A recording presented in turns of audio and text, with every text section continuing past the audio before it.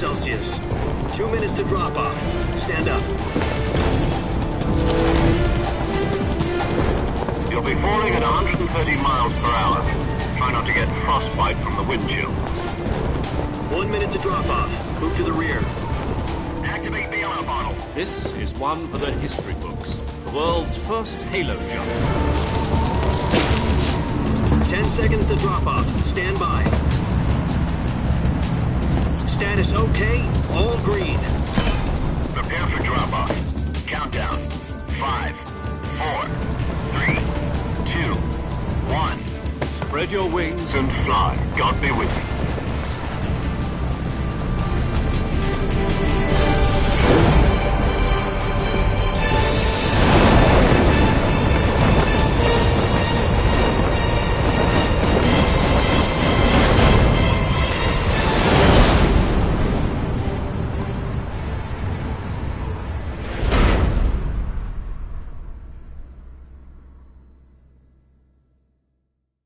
Jack, I've got some important news. The head of the CIA has finally given us the green light for the Virtuous mission. Virtual mission? No, the Virtuous mission. The future of our Fox unit depends on it. If it succeeds, we'll be officially organized into a unit. Virtuous mission? Sounds like some kind of initiation ritual. You know, don't get cocky. This isn't a training op. Right. So what exactly is this wonderful mission? Well, about 2 years ago, a certain Soviet scientist requested asylum in the West through one of our moles. His name is Nikolai Stepanovich Sokolov. He's head of the OKB 754 Design Bureau, one of the Soviets' top-secret weapon research facilities, and the East's foremost expert on weapons development. Sokolov? Isn't he that famous rocket scientist? The very same. On April the 12th, 1961, the Soviets achieved the first manned spaceflight in history. The Earth was blue, but there was no God. Well spoken. The rocket that carried Yuri Gagarin to orbit was the A-1, known as the Vostok rocket. Sokolov is said to be the man most responsible for the multi-engine cluster used in that rocket. After Gagarin's flight, Sokolov left rocket development to become the head of the newly established Design Bureau. From a lowly technician to head of a design bureau, that's quite a success story, so why do you want to defect? It seems he'd become afraid of his own creations. Afraid? Call it a crisis of conscience. And for that, he left his country and his family behind and went over the fence? Not exactly. One of his conditions was that his family was also to be taken safely to the West. We used a mole to get the family out first and succeeded in sneaking Sokolov over the Berlin Wall shortly afterwards. I was the one who conducted the operation. The security on the eastern side was still full of holes back then. Then what? We got Sokolov over in one piece, but the whole ordeal had left him exhausted, and we checked him into a hospital in West Berlin. It took him 2 weeks and more than 600 miles to get from the research facility in the Soviet Union to Berlin. He was in no condition to say anything coherent. And it was only a week later that we had something much bigger on our hands. The Cuban Missile Crisis. October the 16th, 1962, President Kennedy received word that the Soviets were in the process of deploying intermediate-range ballistic missiles in Cuba. The President demanded that the Soviets dismantle and remove the missiles. At the same time, he announced a naval blockade to prevent further missile shipments from reaching Cuba. But the Soviets didn't back down, instead placing their armed forces on secondary alert. Soviet transport ships carrying missiles continued on course towards Cuba. US and Soviet forces went on alert for an all-out nuclear war. Frantic negotiations were conducted through the UN's Emergency Security Council and unofficial channels to end the hair-trigger standoff. Finally, on October the 28th, the Soviet Union agreed to remove its missiles from Cuba, and so the world avoided a nuclear holocaust. But in order to get the Soviets to pull their missiles out, we had to make a deal. You mean the one where the US agreed to remove its IRBMs from Turkey? No. The Jupiter IRBMs deployed in Turkey were obsolete, and we were going to get rid of them anyway. They had no strategic value whatsoever to either the US or the Russians. The Turkey deal was a ruse, a cover story that was fed to the other intelligence agencies around the world. So what did the Russians really want? Sokolov.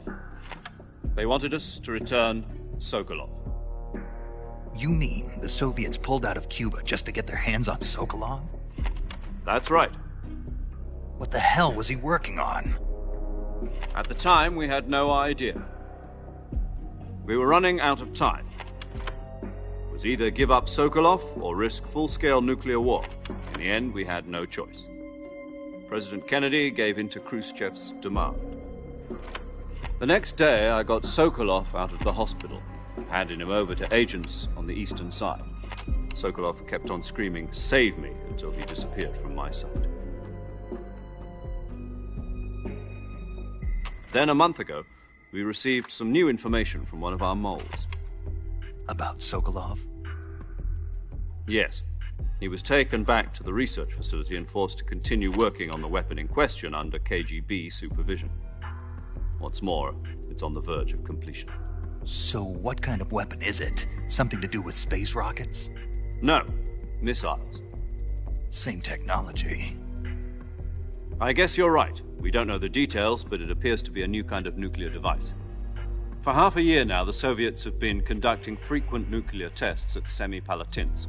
Something to do with the weapon, I assume. We're talking about a secret weapon so big that Khrushchev was ready to pull out of Cuba to get it back. Is Sokolov still in the facility?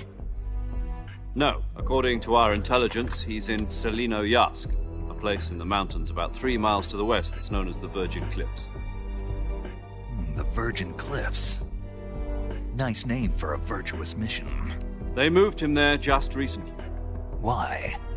Apparently, they're conducting a field test of the weapon, but it's our best chance to get him back. This mission would never have been possible if he was still in the research facility. This is our last chance. Sokolov must have known that too when he contacted us.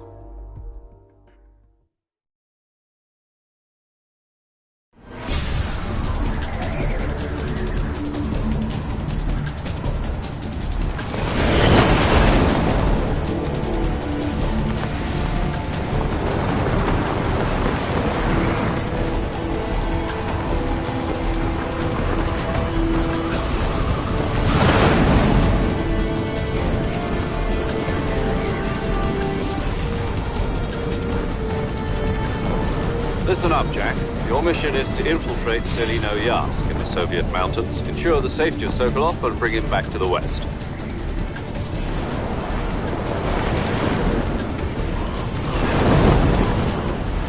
If we don't get Sokolov back before that weapon is complete, we'll be facing a major crisis.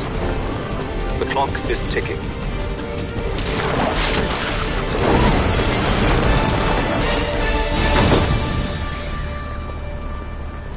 Once we've confirmed the rescue of Sokolov, stand by at the recovery point. A recovery balloon will be dropped at that point. Helium will be pumped into the balloon to inflate it. The process takes about 20 minutes. Once it's complete, the gunship's arm will latch onto the balloon and pull it up. The Fulton surface-to-air recovery system. I'm familiar with the theory. Take it easy. It's been combat-proven. Do you think Sokolov is up to it? The shock will be less than during a parachute jump, and the arm can handle up to 500 pounds. So you're planning on going over the border in a single combat Talon? She's equipped with 2 6-barrel 20mm Vulcan cannons, as well as 2 40mm machine guns. Sounds like she could hold her own against a battalion of tanks. Even with the fuel in the reserve tank, we're facing a 4-hour time limit. If all goes well, it shouldn't take more than a few hours. Home in time for dinner. But if anything goes wrong, you'll be eating dinner, breakfast, and all the rest of your meals in the jungle.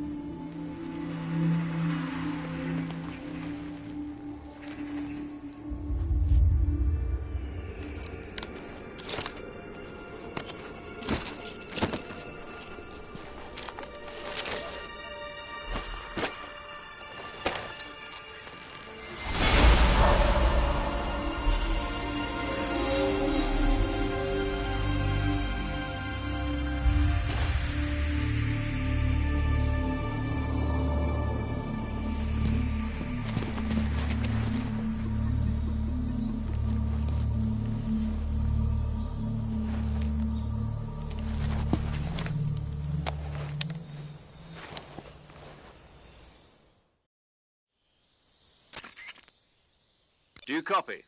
You're already in enemy territory, and somebody might be listening in. From here on out, we'll be using code names to refer to each other. Your code name for this mission will be Naked Snake. I'll be referring to you as Snake from now on. You're not to mention your real name. Snake? What, you don't like snakes? What do you mean? Well, you've eaten one before, haven't you? In survival training? I'm glad to hear that. I don't know if I'd ever order one in a restaurant, but... Be careful, you might not have a choice. What about you, Major? What should I call you? Let's see. I'll be Tom. Call me Major Tom.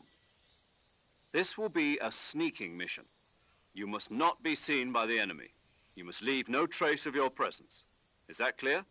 This kind of infiltration is the Fox unit's speciality. In other words, weapons and equipment are procured on site. That goes for food as well. You're completely naked, just as your name implies. Great. Now I see why you asked me if I like snakes. I suppose calling me Snake was your idea of a joke, too. No. There's a good reason for that. I'll tell you later when the time is right. Gotcha. Getting back to the subject, how exactly am I supposed to feed myself? You've been issued a knife and a tranquilizer gun. Use them to hunt for food. You'll also find some medical supplies in your backpack. Yeah, about the backpack. I lost it in a tree on the way down. I see. Well, you'd better go back and get it then. You know where it is? No problem. I can see it from here. It's stuck on a branch. To climb a tree, stand in front of a tree that's covered in ivy and press the action button. I'll be monitoring your progress over the radio. We can't risk violating Soviet airspace, but I'll be in the gunship. My frequency is 140.85. I'll give you a call if I need to talk to you. If you need to talk to me, use the send function. Okay, Snake, go get your backpack.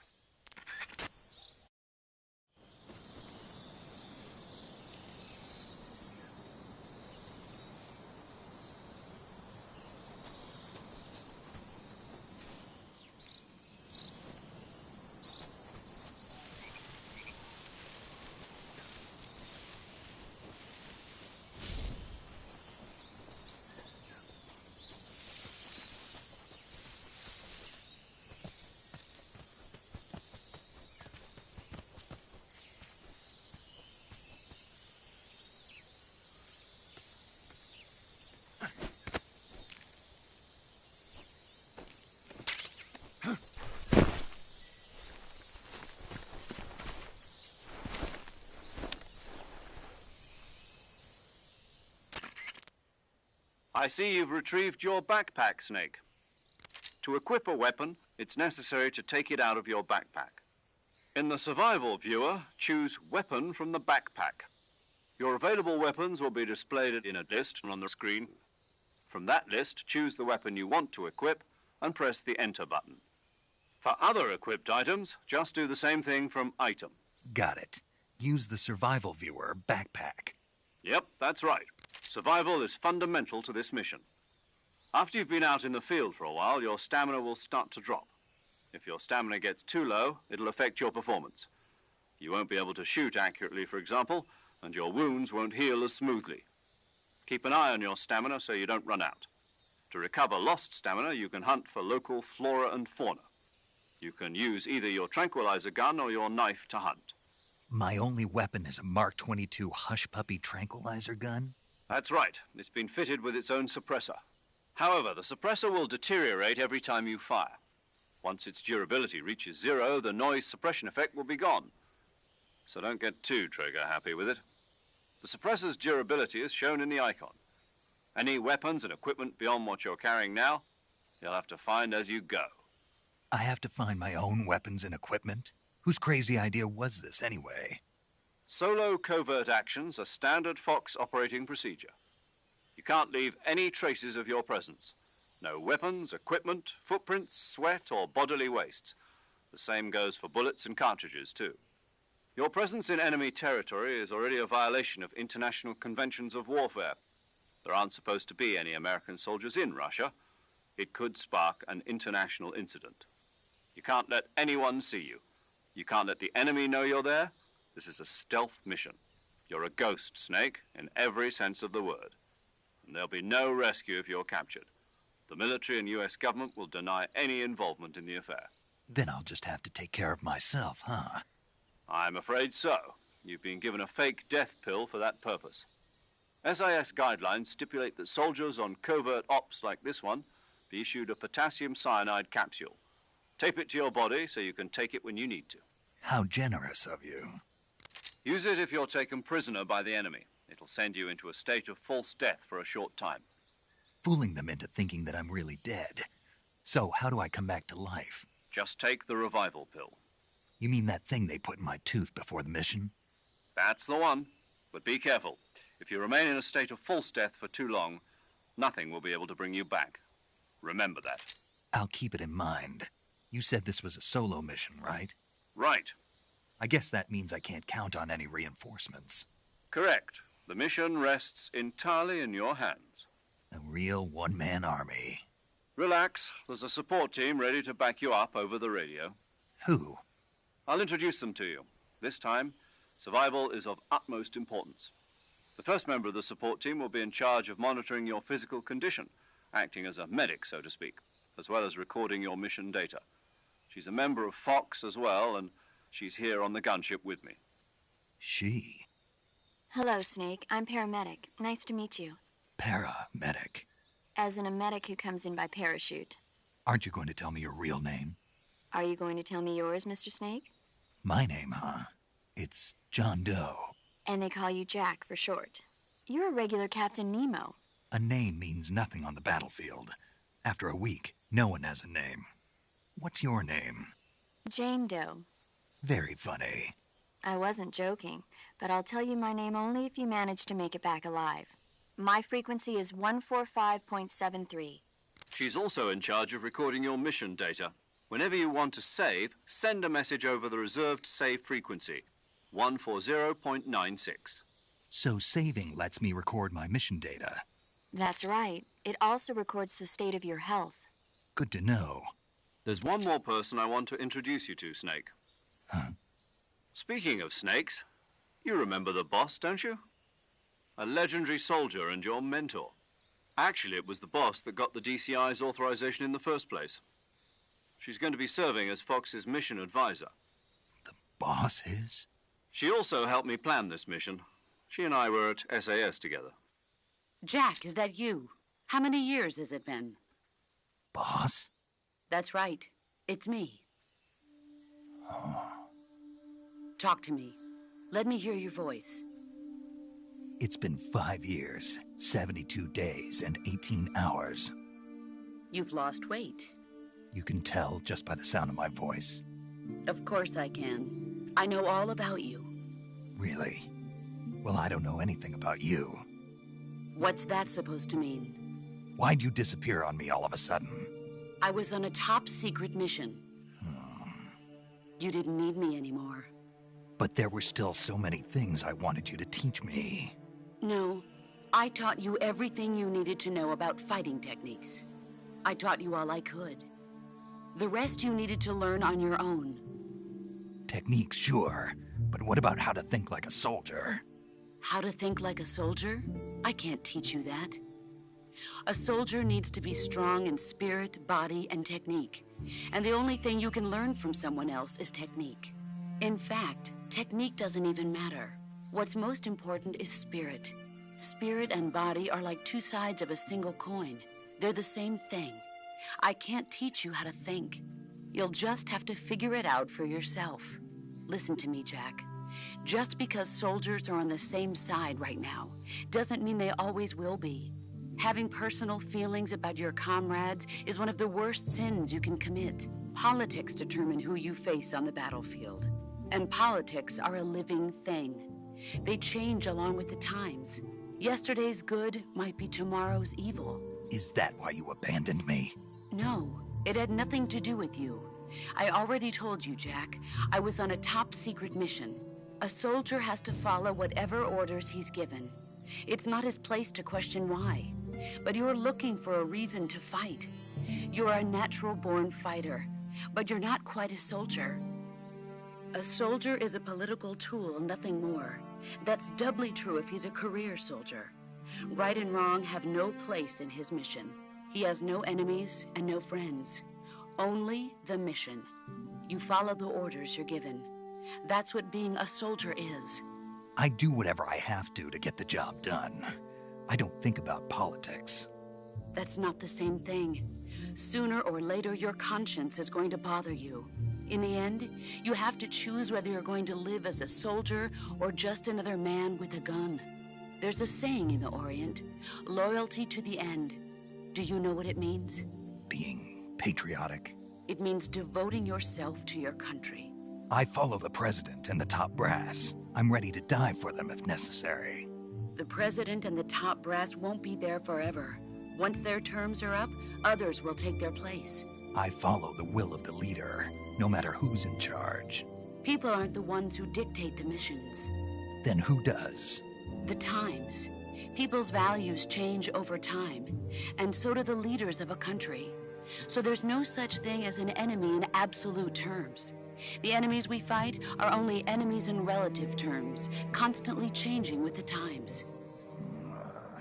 As long as we have loyalty to the end, there's no point in believing in anything, even in those we love. And that's the way a soldier's supposed to think? The only thing we can believe in with absolute certainty is the mission, Jack. All right, but do me a favor. What is it? Call me Snake. Snake. Oh, right. Your code name is Snake. It suits you well. That's right. The legendary unit that the boss put together during World War II was a snake. The Cobra unit, a group of heroes that brought the war to an end and saved the world. As long as you've got a legendary hero backing you up, you'll be fine. Isn't that right, Snake? Yeah, I can't think of anyone else I'd rather have with me. Oh, and one more thing, boss. Yes? It's good to hear your voice again. Same here. After all, who knows if either of us will make it out alive? Snake, you are always best at urban warfare and infiltrating buildings. But this is the jungle. Survival is going to be key. Those CQC techniques I taught you are sure to come in handy. CQC? Close quarters combat, huh? I've been in the Green Berets for the past few years. I'm probably pretty rusty. Not to worry. I'll be here to help you remember. After all, this is your first actual survival mission. I'll be supporting you over the radio. Where are you, boss? Next to the Major? The boss is communicating with us by radio from aboard a Permit-class submarine in the Arctic Ocean. My frequency is 141.80. Call me if you need my advice on battle techniques. Gotcha. Your mission is to retrieve Dr. Sokolov. Dr. Sokolov is being held in an abandoned factory located to the north of your current position. Avoid heavy combat and don't let anyone see you. Don't forget that this is a stealth mission. Snake, try to remember some of the basics of CQC.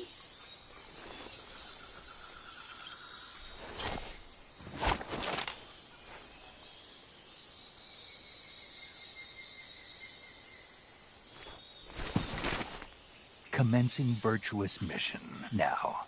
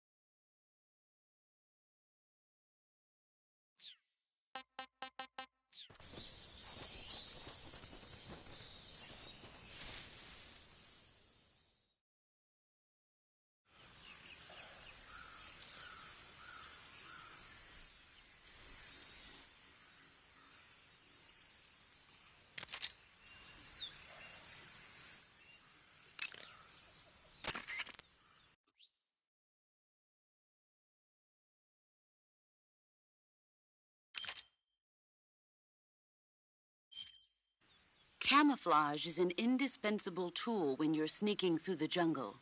To use camouflage, first press the Survival Viewer button to go to the Survival Viewer. Then select Camouflage. Select Uniform to choose battle fatigues that match the surrounding environment. The most effective camouflage is attained by selecting fatigues that blend in with the environment. Camouflage patterns that stand out in your surroundings will attract attention.